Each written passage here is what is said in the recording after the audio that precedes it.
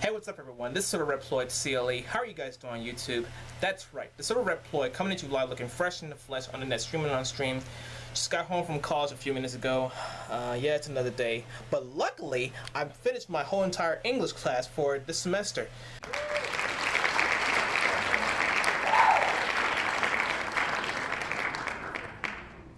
All I have to do is just submit my document via Canvas to my professor, and I'll be done out the way. Yay!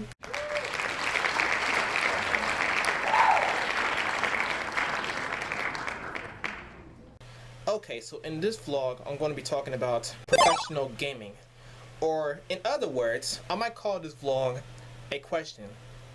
A debatable question called, should video games be a sport? Well, I got that topics to talk about with you guys about today because, well, I was doing my essay. That was the essay I'm talking about that I'm supposed to submit to my professor. I did an argumentative essay in reference to the fact that video games should be a sport or not. I chose it should because, well, I'm going to explain a few reasons throughout the video. So, hope you guys enjoy it.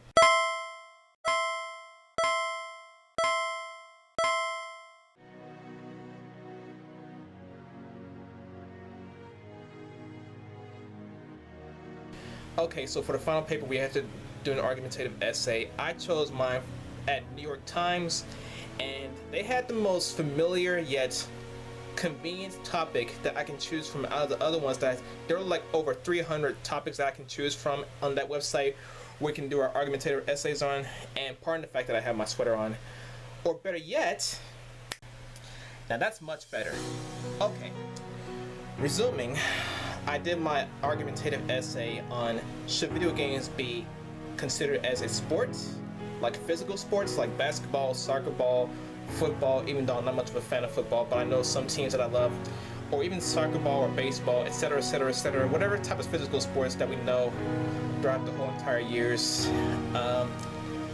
So, in my opinion, I think it should because, well, even though playing video games like computer games or console games is very amusing to most people, and some may think it's boring, there is a catch to that. There are a lot of stuff you can do when it comes to gaming. Because I know a lot of YouTubers that do this kind of activity, and they get something in return for it.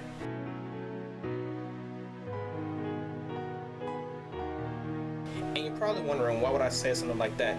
And why would I say that video games should be considered a sport? Well, technically speaking, to be quite frank about the whole entire debatable question, should video games are considered, it may be considered a sport, but it's one type of sport that most people may or may not be aware of because it is pertaining to technology like we use today, like TVs, telephones, Nintendo Wii U's for instance, including this. Okay, so in reference to that, I would say that it is a sport because it's a type of sport called electronic sport, because, well, I find that rather legitimate because it can, well, it has a lot of, compared to physical sports, you have to have a ton of skill and focus.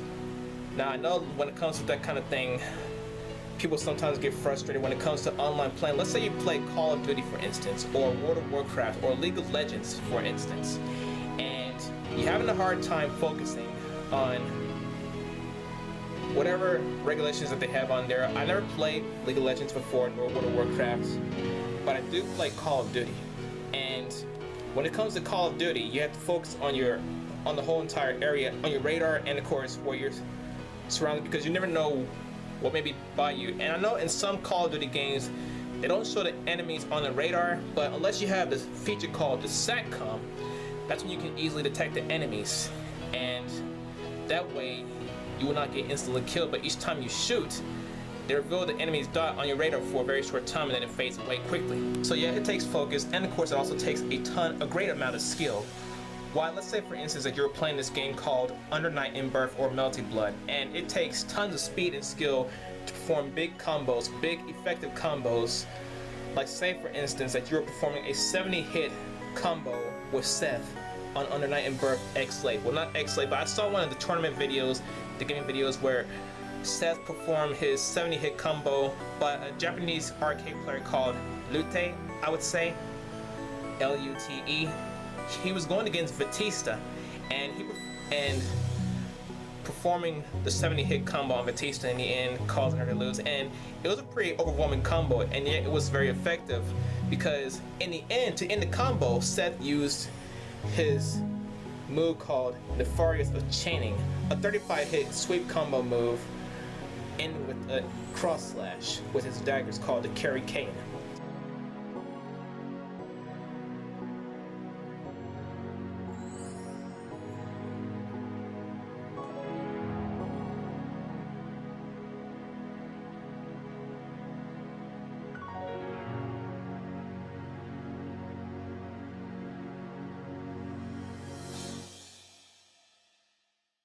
Okay, enough the details about that, but yeah, in most games it takes tons of skill, whether it's sports, whether it's fighting, whether it's shooting games, whether it's airplane shoot 'em ups, Japanese shoot 'em ups. Now, by shoot 'em ups, I'm talking about like crazy shoot 'em ups, because I know most people know some Japanese shoot 'em ups where you have a lot of these bullets, right? And the next thing that happens is that the only weak point is at the center and not the whole entire outer area, like most of the games are. And yeah, it takes tons of skill and diligence and focus on your surroundings and stuff like that when it comes to sports, physical sports or electronic sports. Okay, so with that carried out, I will tell you why I think gaming should be a sport. Professional gaming is a sport. Or competitive for one thing, because in reference to competitive, you know how a lot of people have been holding these tournaments and people compete, they bring their gears with them, they compete to win what they call the prize money.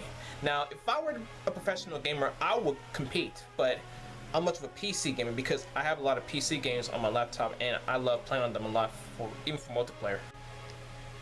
Okay, somehow I forgot what I was talking about because I was talking with my mom on the phone. I just got to talking with my mom on the phone.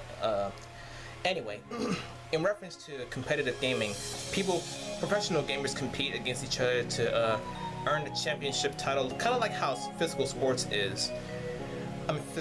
are, and for prizes, they win trophies and of course some prize money along with it, which I find pretty legitimate because on one picture, when I was doing my research on my argumentative essay, should video games be considered a sport, I saw how one of the professional gamers won a check for $25,000, I think, or was it $15,000? I can't remember what it was, but he won $15,000, whatever amount of money he earned, he won for the champion of League of Legends, and it caught my attention. I was very enthusiastic because, see, me, if I were a professional gamer like I mentioned before when I started this vlog, I would love to compete in gaming because I've seen a lot of YouTube videos in reference to people competing against each other, whether it's Super Smash Brothers, whether it's speed runs of Mario Brothers or something like that, or F-Zero and stuff like that. Man, I would love to compete in gaming. I'm in gaming tournaments.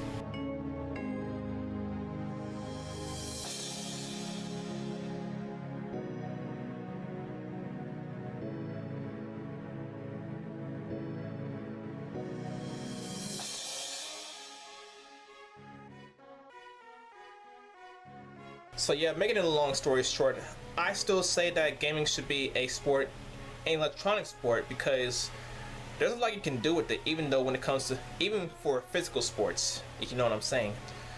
And yeah, I'm still an awesome gamer, pro gamer, and heck, a lot of people in school have been requesting me to do more game videos, and of course a few people on YouTube requesting me to do some more gaming videos, which I will do. So if you want that, go ahead and hit that subscribe button right below this video.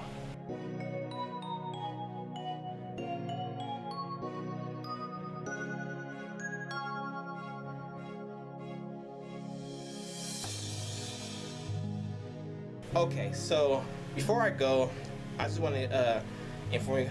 Okay, so I noticed yesterday morning I saw a video of Josh Aurora's video in reference to the name drawing, getting shoutouts.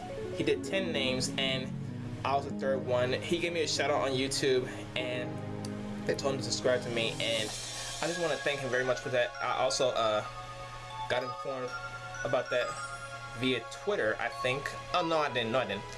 So yeah, I would like to return the favor for him. So if you know Josh Aurora, you can go ahead and subscribe to his channel that you will find on this annotation up here. And I'll also give shout out to 2 more people, and I'll be done with this video right away. For the last 2 people, John DiLorenzo, subscribe to him down here, and last but not least, Samantha down here. Subscribe to these 3 channels and we should go from there.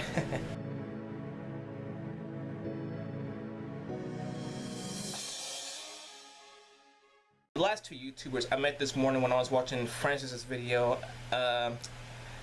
yeah, they kind of, and I'm also realizing that I'm getting close to 400, so I only got 3 more subscribers to get, so go ahead and make this milestone happen, baby. I want to get this Q&A out the way, so if you have any questions, you can refer to the annotation right up here. Leave your questions in the comment section, we shall go from there. With that being insinuated, I hope you guys enjoy watching this vlog. Be sure to check out my other vlogs, reviews, and responses, and other content on my YouTube channel. Also, subscribe to the 3 channels that I've mentioned before. More videos to come soon. The Silver Reploid CLE. Like, comment, subscribe, favorite. Don't forget to share because we care. Join my community. Links in the description. Follow me on Google Plus and Twitter. I'll see you guys in the next video. And keep on gaming, baby.